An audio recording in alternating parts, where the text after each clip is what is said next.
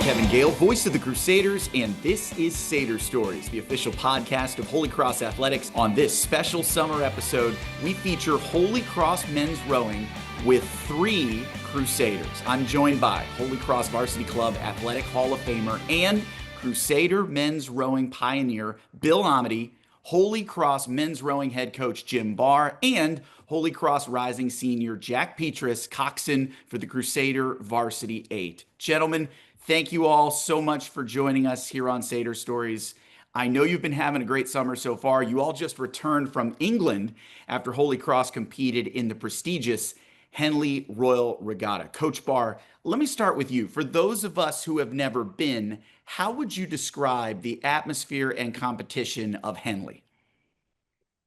Yeah, so I think the term that comes to mind is Disneyland for rowing. That was kind of the phrase that we use amongst the coaches and amongst the athletes. It really is just the top of the sport. In terms of competition, you really don't go there unless you're ready to compete at the very highest level. And it's just everything is as fancy as it can be. Stewards enclosure and everybody there's thousands of people all who love the sport. And everybody in the sport has heard of Henley Royal Regatta. It honestly sounds like Wimbledon on the river, same time of year, right? It is. Yeah, that's a very good analogy. Yeah. Jack, this was such a unique experience for your team, leaving in late June to prepare for the regatta in early July. What was life like on a daily basis over there for you and your team in the UK during that buildup? Yeah, so during the time there, we would wake up and row. The first few days, we do 2 rows, but basically, we just wake up, row, and then go back and eat together and just like hang out with the guys. It was like a very close bonding activity. Like we got to spend all our time together and hang out. We had a pool at our house. It was a very nice venue, one of the best in the city, and we were like a 5-minute walk away. And we just like hang out every day, eat all our meals together and just experience the fun of Henley, I guess. Yeah. How is the connection with your teammates deeper during the summertime when you can kind of step away from campus, step away from the academic rigors at the college? Yeah, it's way closer, I would say. Like I mean, we spent each other for like almost a year now, like the same guys all together. And so you get to know them like closely like as your family, basically. They're your family there and it's like a really nice connection that I get to have while doing this sport. That's great. And I can't imagine a sport where you actually need to be more connected than rowing specifically. Bill, I was so excited to hear that you made the long trip over the pond as well. As someone who helped start this program back in 1964, what did it mean to see your Crusaders meet the moment against elite competition on the River Thames? Well, it's easy to say it was fantastic, but for me, we had the privilege of having the original coach with us when we watched the race. And Holy Cross was very, very well represented. They are a great unit. They gave this other team a race. Jim had drawn up a plan, which was, I thought, perfect. He had his team go off very, very quickly, which is unusual. And the other team, I think, was very, maybe not, upset is not the word, but they weren't expecting this. The other team went on to come in second and for the cup. The However, Holy Cross had the best time after this team in its bracket. So, Jim, I think it was started with 52 teams and right down qualifying each day. And that was Holy Cross. It was a real experience. And Holy Cross should be very, very proud of Jim and his team. And his team is what I would call a family. They're very close knit. They work together, and there's no standout braggadocio. They're all close, and it works very, very, very, very well. Let's talk a little bit more about that tightly contested race against a very good boat, Oxford Brooks A. Coach, you made the trip over the pond with your varsity 8. You're drawn into the first race against the defending champs. So what is this plan that you had drawn up, and how did your team embrace the challenge of that moment? Yeah, so we knew that the draw was going to happen live, and we were going to be able to watch that happen and unfold, and the bracket was going to be populated in real time. And I think we were all around Jack's phone right after our row in the boat tents when this was happening. And we knew that there were some pre-selected teams, which we were a part of, but then there were also some seeded teams, and Oxford Brooks, being the reigning champs, were one of them. And the list was being populated all the way down. We had not been drawn yet, and it looked like we were going to draw the reigning champs and the team that was going to be favored to win, and it was the case. And I think that, all of us reacted differently. I pretty much just stayed level. We had guys like our stroke seat, Mateo Campos, who was immediately bordering on cocky and excited about winning the race against them, and then everything in between. And I knew that there was a lot of on the different page about what this meant for us, the beginning of the regatta. So we called a meeting poolside after we had breakfast, and my goal was to just let everybody know that everybody's going to react differently to this. Today, when we first get this draw, some people are going to be excited, some people are going to be neutral, some people are going to be pessimistic, and that's fine. Today, we can be on different pages about that, but starting tomorrow morning, which was going to be another 1,500-meter run down the course where we're going to really test our speed on the water. Starting tomorrow, we need to start to become aligned with the reality that is the case. We can win against this team. We can be very competitive. And that the goal was to be the day that we were going to race them, getting hands on the boat, we'd all be on the same page. And I think we definitely achieved that. The next morning when we went out, we did a 1,500-meter course down the course and held just under 127. And we'd done our homework, and that was right on pace with a time that would win the event. So we knew that we were objectively fast and we had drawn the best. But I think what stands out most in that poolside meeting was Charlie Maxwell, our rising captain, who kind of was one of the only guys that spoke up in that meeting and said, guys, we didn't come over here to have an easy first round. We came over here to race the best, and that's what we have. We have this opportunity to race the best, and we need to rise to that occasion. So, I do my best to try to motivate the guys, but I think hearing it from one of the guys in the boat, the 5 seat of the boat, that was really impactful and definitely set us up for the success that we did have. And Jack, in that race against the best, Oxford Brooks, you finished only 3/4 of a length behind. What does a result like that do for your team's confidence and growth heading into the new athletic year that's now just a couple weeks away? Yeah, it's really exciting, to be honest. Like I would say, like this past year, we've just like gotten closer to the faster teams more than we ever have before. So, and next season, we're opening up some spots because a lot of seniors are graduating. It was a big class of them.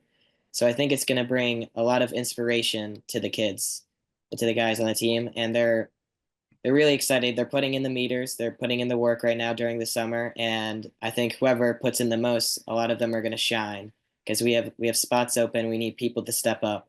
We had the 4 guys that are returning and myself, so 5, and I think we'll be good enough to like lead the team and like bring everybody with us from the trip, and to bring us to a even better season next year. That's great. So it paid major dividends in the UK, and you can bring it back here to the States. Bill, I'd love to know how you carried yourself the rest of the regatta, representing Holy Cross, getting to share the word about a program that you helped start and you're so proud of today. What were the conversations like with fans from around the world at Henley? Well, they were very interesting because most of the people, if not all the people, except Jim and his crew, thought this was going to be what they call an open water finish. That means the second boat has a lot of open water between it and the winner. And I have to put in that one of the best conversations I had was with the parents of these young men. They were super parents. They had given these boys great opportunities, and the boys took them. And I think that speaks very, very well for the quality of the student at Holy Cross. They did themselves favor very well. And Jim, I think, can back up that when Holy Cross, one of the fellows on the team, walked around town, they wore a white blazer. And this was not unusual for, I guess, new teams. And they would be stopped by local people and congratulated. And it was a great feeling.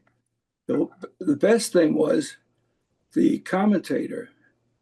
If somebody really wants to know about that race, you should pick it up on YouTube, and you will hear this British commentator get excited. How many of you know Brits that get excited about anything? And so if you have a chance, watch the race. That's a great plug for the race replay on YouTube. And Coach, I noticed you made Henley's Insta page with your Crusader inspired look. Again, it's like Wimbledon, the way it attracts the upper crust. You got to show up dressed to the nines. How do you feel like you pulled off the fit?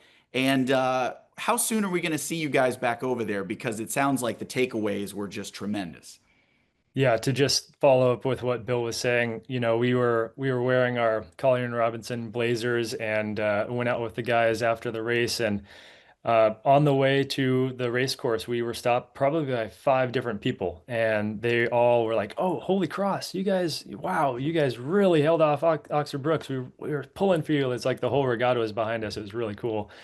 But yeah, absolutely. I think I pulled it off. I showed up on the Instagram page, and that's one of the best pictures of me, I think, from my coaching career. So it's definitely one of the best atmospheres. And in terms of when we're going to be back, there's a simple equation, and it's, support from our alumni and parents and supporters. And then there's the other side of the equation, that's boat speed. I have not had any formal talks with any of the administration, but I think that if we show sufficient speed and sufficient support, I'm back there as soon as possible. I love it. And definitely a profile picture in the making with that one they caught of you. Let's take a short break. When we get back, we'll look back on a banner 2025 season for Holy Cross Rowing right here on Sader Stories.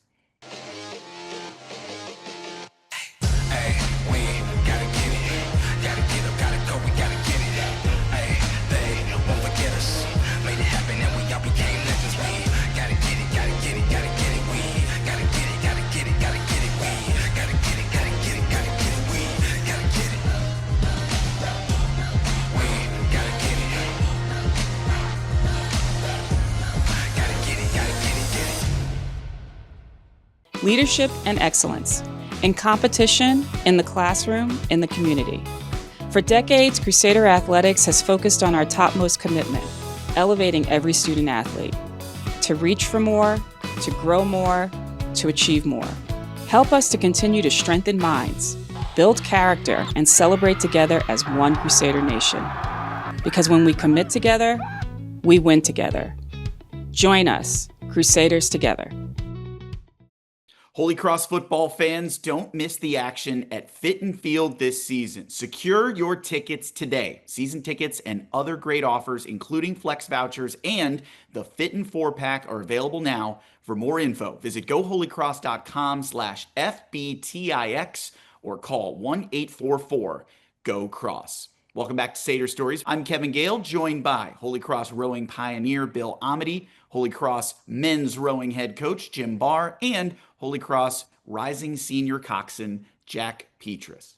Coach Barr, this was a banner season for your program, already your 11th as head coach in Worcester. Where did the time go? The Crusaders qualified for the IRA National Championships, first time since 2015. How did this year's team meet the moment and take Holy Cross back to the national stage? Yeah, so it is interesting the way you phrase that, the moment. I think we had one race this spring, which was the most important one for our qualification. And I knew that, we'd compete in the Eastern Sprints League, which is, I think, the very best league in the country. Any given year, 15 of the top 20 are in our league. So it's very difficult to qualify automatically through our championships. And we will be most likely in the at-large pool looking for an at-large bid to the national championships. So it's a lot of, the chess match of getting ourselves lined up against the opponents who are also going to be fighting for those at-large spots.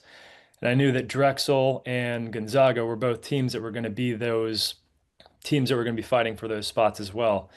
And so when we had that race with the two of them at the same time on Drexel's home course, I knew that that was going to be one of the most important races for us to qualify. And when we were able to beat them by many lengths of open water, I knew that we did at least a very good job of securing our bid. The rest of the season obviously was very important as well, and you never know when that moment's going to be. So I think that it's credit to the guys on the team just being generally prepared for anything. And when that moment did come, we had the ability to execute properly and show that the end of the year, the selection committee, I think, talked a lot about that in terms of denying other West Coast teams or any other Dad Bale teams, and gave us the nod. Let's continue that theme of moments. Jack, you guys finished 20th overall in the national championship standings. What were some of the moments that gave you and your teammates the most pride during the IRAs on the Cooper River in New Jersey?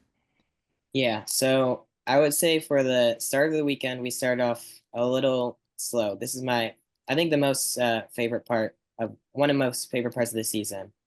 We weren't rowing how we wanted to row. I think we were probably a little bit nervous, but every day, every practice, we were getting better. And we'd talk after practice. We'd be like, we need to do this, we need to do that.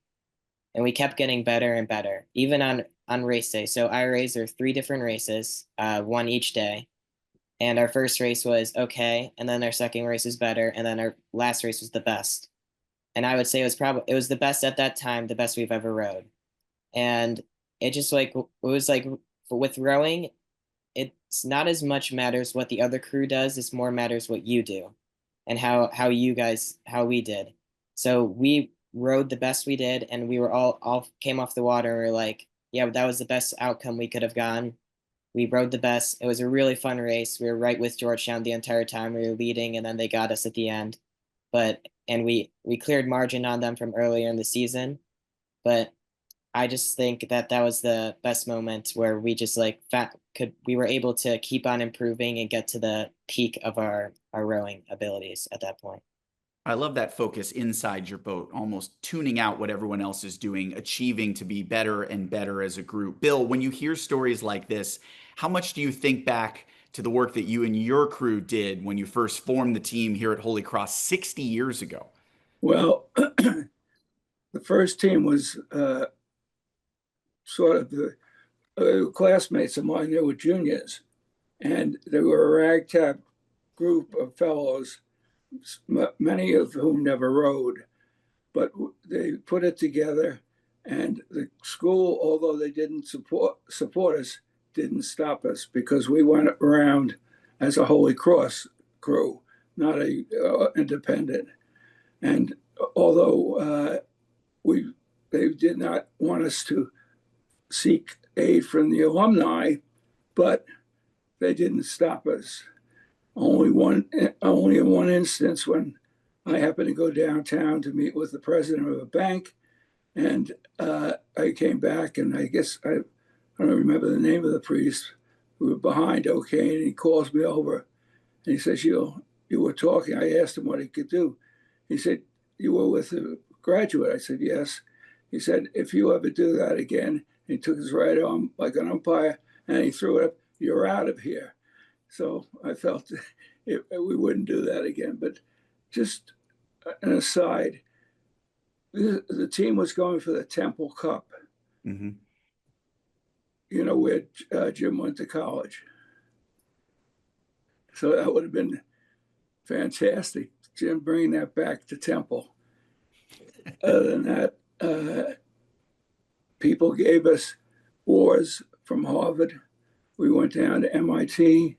They gave us a scholar, and I contacted the coach up at Cornell, and he brought down his oars from Cornell. All these teams come into Worcester for their Eastern sprints. But for many months or years after that, people would ask why Holy Cross was rowing with red and white oars. And that's because that's the color of Cornell. But it was a team effort the whole way. And I guess what makes me the proudest is the young men who were out there and did such a good job. And all I can tell you is I only heard good things about Jim helping these guys. And they were truly a team, almost a family, I guess. And that's what we need in the future, that solidity. I'm so glad you went those extra miles just to cobble together equipment, opportunities, funds to get this program up and running. Coach, when you hear Bill tell stories like that, and you think about all the resources, all the support and generosity that you enjoy today as a program, how do you feel your program honors the history through their daily work, considering these humble beginnings? Yeah, we have a team break at the end of every practice, and the captains typically say, "Why do we row?" And the team says, "For each other." And the clear, obvious, and day to day, the for each other is the team, the current team, and the guys in front of you and behind you. But the deeper meaning of that is the entirety of our history. Everybody that has come before us, all the coaches and all the athletes, all of the alumni, everyone who has gotten us to this point. We take, at least once or twice a semester time to think about that and to talk about that as a team. We're not just doing it for the guys who are on the team currently, but everybody who have been waking up at the crack of dawn for the last decades and decades and decades back towards the beginning, out there in the freezing cold, pushing the program forward, pushing it up the hill, and we owe it all to those guys who have come before us. So we try our very best to honor that on a daily basis. It's just an honor of mine to continue in the footsteps of those who have come before me. Jack, when I hear these stories about hardship and struggle in the cold, on the water, early mornings, sounds like a really tough way to pass your way through college. But what is it about this sport and this team, about rowing for each other, that really appeals to you? I mean, it's what it's been said is the for each other. I don't know. It's just like when you wake up and you see that everyone else is with you and wants to do the same thing. It just like brings a bond that like you can't even put into words. Like I've never felt this way about anything in my life. I'm excited to wake up at 5:45 a.m. Like it's just like I'm ready to get out there. I'm ready to start my day, and I'm ready to do this because it's just fun. And I think like just the competition and like people doing the same thing together, and like the guys giving their heart out and like putting every force they got into the blade. It's just like it's something that you don't see like in the everyday life, and it's just like something that you just like grow attached to, and you need it. You need to experience more and more every day. These lifelong bonds, connections with teammates are what we talk about a lot. We always say it's not a 4-year decision coming to Holy Cross, it's a 40-year decision. But Bill, in your case, I guess we're talking about a 60-year decision at this point. So what did it mean to you 2 years ago to be inducted into the Varsity Club Athletic Hall of Fame? It was a tremendous honor for me, but I think there was one thing that was out of order. I would have liked to have gotten it after Jim took his boys overseas, and it would make a point of how well, and I could treat it as an honor for me, but also as an honor for these young men and the program and the way they are. It's amazing that they could stick together. And Jim has a wristband. I don't know whether he can show it or not, that each of them wears. And he'll read, if he will, he'll read it to you. And it bespeaks everything that this team stands for.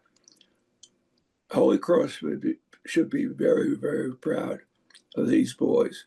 I know their parents were. I spoke with many of them, and they were extremely happy. Coach, what does that wristband say? Yeah, so these are our 3 core principles: discipline, toughness, and ownership. And just quickly, the discipline is always doing what you say you will do by being a part of this team. Toughness is the ability to maintain discipline through all conditions and adversities. And ownership is an umbrella term, but it just means extreme responsibility for all things Holy Cross men's rowing related. And Jack, did I see you hold up those wristbands as well? Yeah, I have it on always. Yeah, I'll never take it off. Does that motivate you in other phases of your life, even when you're away from the water, away from your team? Yeah, it does. I mean, like, I just have to follow these three things and my life will go the way I want it to go, basically. Perfect way to put it. Guys, let's take one last break. When we return, we'll look ahead to the future of Holy Cross men's rowing right here on Sader Stories. Leadership and excellence in competition, in the classroom, in the community. For decades, Crusader Athletics has focused on our topmost commitment, elevating every student athlete to reach for more, to grow more, to achieve more. Help us to continue to strengthen minds, build character, and celebrate together as one Crusader nation. Because when we commit together, we win together. Join us, Crusaders together.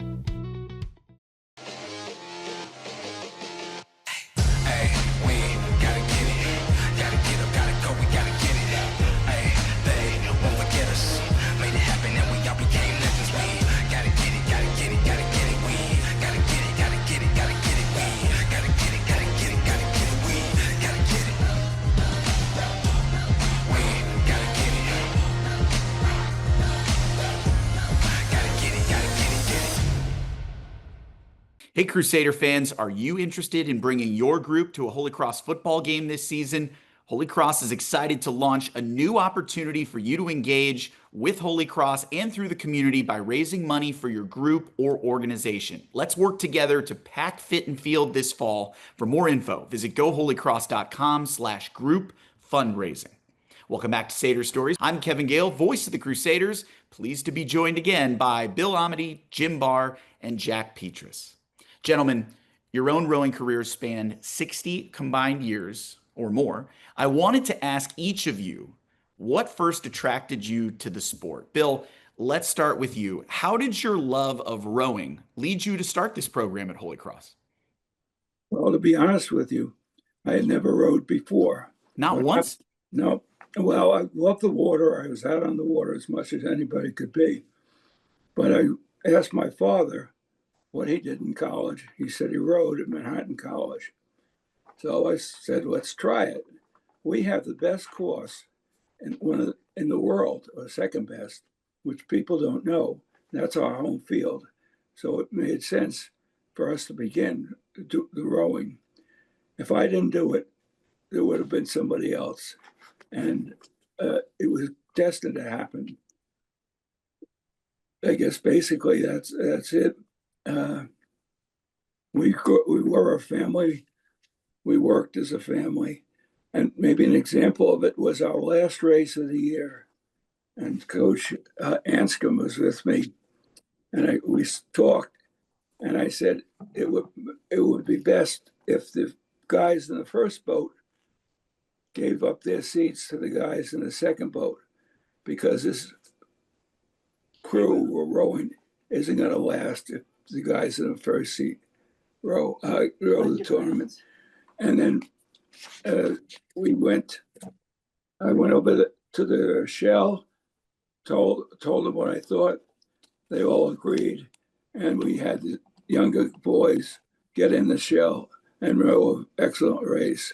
And I think that really helped in the long run. Plus, what the coaches have done over the years. Tom Sullivan is one of the fellows that brought him along. But the coaches really put him on the map. And if you think about it, this is an international race. This wasn't against a team in Florida or someplace else. It was international. And Jim's team was a terrific image for Holy Cross all around the world in the rowing community. Bill, you did a great job of highlighting some of the coaching legacy here. So, Coach Barr, I've got to ask you, when did you first catch the bug, and how soon did you realize this was going to be your career path? Yeah, so I think I probably have a similar story to a lot of people. I did not know much about rowing when I first started. And it was a pretty significant shove by my parents to join. It was not an easy sport. I knew that at the very least. And I was into surfing and skateboarding growing up in Florida, and I did not know what I was getting into. My first year there, though, we got third in the national championships, and I think right around then was when I realized just 6 months prior, I didn't have any idea I could be anywhere near the best at anything, and then just 6 months later, I could, have the ability to work hard and to be the best at something. And I think that that was what got me into the sport. And then fast forward many years later, right out of college, I was rowing for an alum, Al Monty at Vesper Boat Club, and he seemed to be enjoying himself as a coach, and I wanted to continue rowing. I felt like being a coach would be a great way to earn some money, but also get into the sport and continue to be able to be an athlete. And so he contacted me about it, and 2 weeks later, I was the assistant coach. And I Wow. think it was really when I was sitting in the launch with my predecessor, Todd Pearson, and we got on the water. We were about to start practice, and he said, "Well, this is the office." And I looked around and thought, man, this really beats any other profession. I think I really like this. And so I think that was the moment where I really realized that this is what I want to do for the rest of my life. Oh, that's incredible. And you can't beat that office on a daily basis, even at 5:45 in the morning. Right. Jack, when did Holy Cross first land on your radar, and how did you know that this was going to be an opportunity for you to compete in college? Yeah. So I guess I was just looking around at different colleges, and my parents had a family friend that went here. So I came and visited, and I guess I didn't really know they knew they had rowing at the start. And then I was able to figure it out when I rowed at the Heather Charles my senior year. And then I came and I visited with the old assistant coach, Ben McDougall, and he like toured me around the place and just showed me like the facilities and stuff. And then I guess the season went on for my spring season. I wasn't sure if I was going to do rowing yet. And then during like my spring season, during like a trip with my high school team, I just realized like I need to keep on doing this. And then I was like, I came back and I instantly took Holy Cross's offer because it had the academics I wanted and it had the team I wanted. And I will never regret it for a day I live that I made that choice. So What are you studying here at Holy Cross? I'm studying biology and then biochemistry, concentration, and then pre-med. So Not an easy course load either. So when you talk with young rowers about Holy Cross as a destination beyond just rowing, what do you say is our greatest strength as a college? I would say it's the community. So it's like it's a smaller school than most other schools. So it's very easy to like get to know someone here, and like people are willing to talk to you. They're not willing to like buzz you off or anything. They want to know about you, especially the faculty too, because there's so many of them with the amount of students. They all want to talk to you. They all want to know about your life and stuff. And the little things, I guess, don't go unnoticed. Like when you do something, people know about it, and then they'll talk to you about it, and they'll like congratulate you on it. Like this summer, I'm doing research with a professor, and he watched my race, and then which was like pretty incredible because I don't think I've ever had a professor do that before for me. And I just think like people actually care about you and about the relationships you want to make here at this college. And I think that's the most important thing, I guess. That's really cool to hear. And I'm glad you pointed out the little things not going unnoticed because, Coach, on a recent episode of Sader Stories right here, Athletic Director Kit Hughes specifically pointed to your program as a group that he said has been working hard out of the spotlight. And he's thrilled to see the positive attention that you've been receiving here the last couple of months. I'd love to get an idea of what the next steps in the process looks like. What do the next 5 to 10 look like now for Holy Cross men's rowing?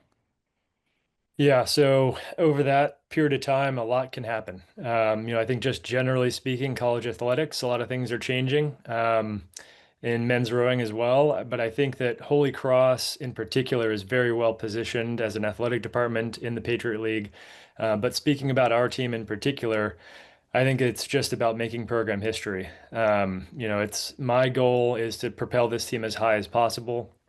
I don't know of any coach that would just say, oh, his goal is to, just maintain or to just get a certain spot other than the top. So I think that it's an extremely lofty goal, and I don't know if I'll reach it, but my goal is to propel this team towards the top. Over the next 5 years, I think it's about punching up into the top 12 at the national championships. And then beyond that, it's about making program history, continuing to do that. Since I've been here and prior to my time here, this team has just been on an upward trajectory.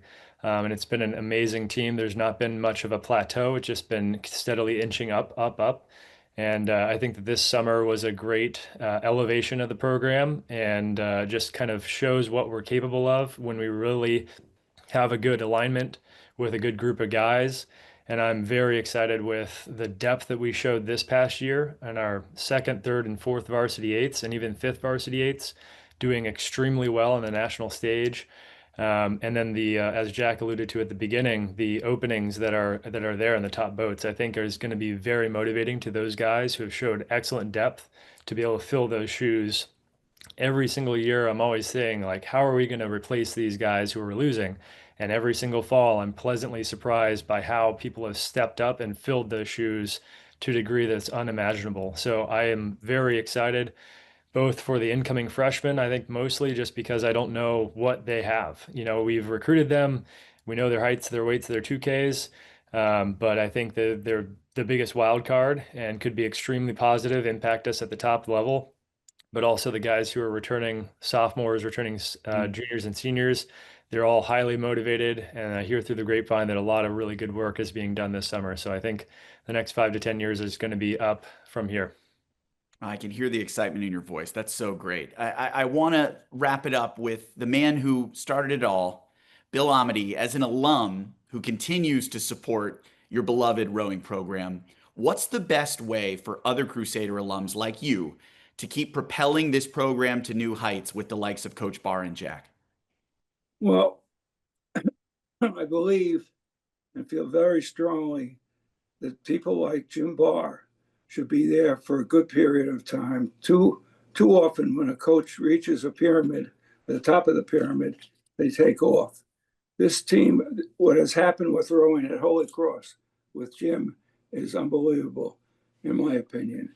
I certainly went over to England expecting to see a lot of water between them and the eventual winner. But if the alumni who rowed took it upon themselves to get involved, to push for more economic support and other support, I think that will help Jim. If he can get an assistant coach, would help, right, Jim? He's out there by himself too often. And I guess that's it. Jim wants to set up an endowment.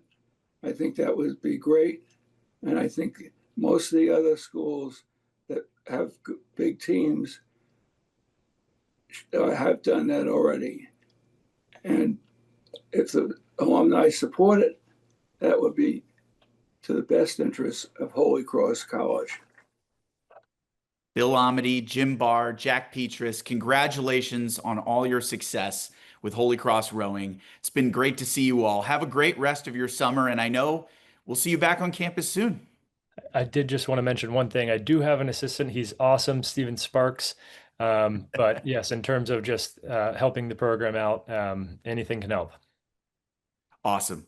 Great to hear that extra publicity there, and a call on our alums, everyone tuning in to Sader Stories. Tell your fellow Crusaders they can tune in anytime on Apple Podcasts, Spotify, or SoundCloud. This is a great way to familiarize yourself with our teams, the coaches, the athletes, the student athletes, and a great way to get more involved. If you love hearing stories like these, please leave us a 5-star rating and review. And as always, I'm Kevin Gehl saying thank you so much for tuning in, and go Cross Go.